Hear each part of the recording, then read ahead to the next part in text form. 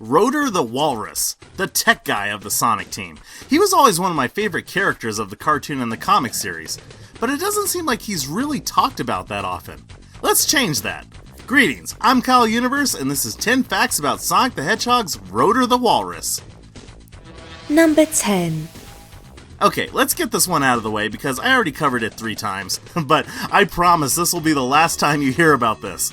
Rotor appears in only one officially licensed Sega game, Sonic Spinball, where in the first bonus level, he is one of the friends Sonic frees from the robotization chamber. Number 9. Unlike a lot of other characters in the cartoon series, Rotor had 2 different voice actors, Mark Ballou in Season 1 and Cam Brainard in Season 2. As far as I could find in the category of voice acting, Mark's only other role is in Rice Krispie commercials, where he is the current voice of Pop. As for Cam, his only other credited voice acting job was TV MC from an episode of The Wild Thornberrys. Number 8. If you're a fan of the cartoon and the comic, you might have noticed Rotor appeared as purple in the comics and blue in the cartoon. This more than likely was a creative decision made for the cartoon after the pilot episode, which portrayed him as purple. But unlike other changes, for example, Sally wearing a blue vest in Season 2, and then the comics adopting that look as well, Rotor's blue color never transferred over to publication, and the character remained purple for his entire run. Number 7. Along with his color, Rotor also went through several design changes. In his first appearance in the comics and the pilot episode of the cartoon, he was roughly the same height as Sonic, but as the series continued, he became more taller and more heavy-set. However, in Season 2, along with other character designs, Rotor now looked like this. I was never a fan of this design, and obviously others weren't either, because it too never transferred over to the comics. But over on the comics side, after the cartoon ended, they evolved his appearance just a bit, which I always liked this design the best. And of course, when the comic got rebooted, they changed his appearance to mimic the video game style. So just like Princess Sally, let's ask the question. Which design of Rotor do you like the best?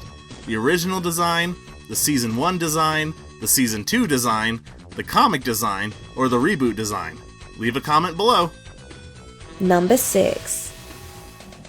In 2009, a comic called Sonic Evolution of a Hero was released for Free Comic Book Day. In this book, it is explained that Rotor is Tails' mentor when it comes to his knowledge of machinery.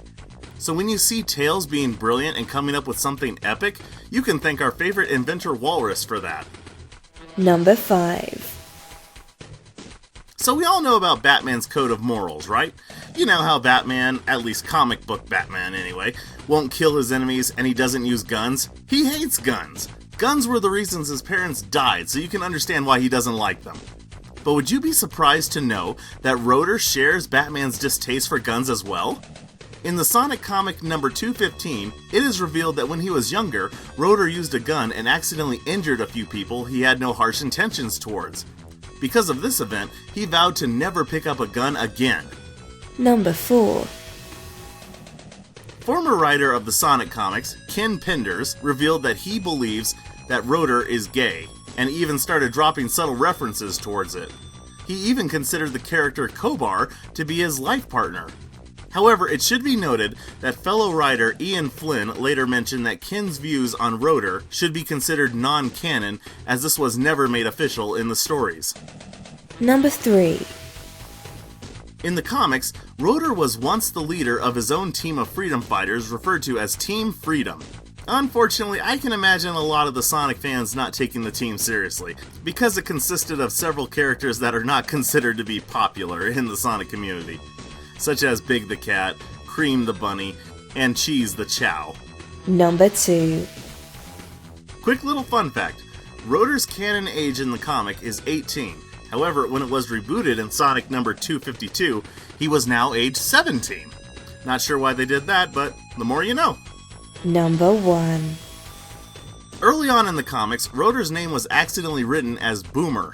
This went on for 5 issues until it was fixed in issue number 6. This whole name change thing is mentioned later on in the series, that the name Boomer was actually Rotor's nickname given to him in childhood. But of course the writers decide to have fun with this later in a Silver the Hedgehog story, where he comes upon a list of freedom fighters' names, and Rotor is listed as Boomer, and he has no idea who it is. Well, there you have it. 10 facts about our favorite freedom fighter walrus. Are there any facts that you know of that I didn't talk about? Leave them below. I'm KyleUniverse. See you out there.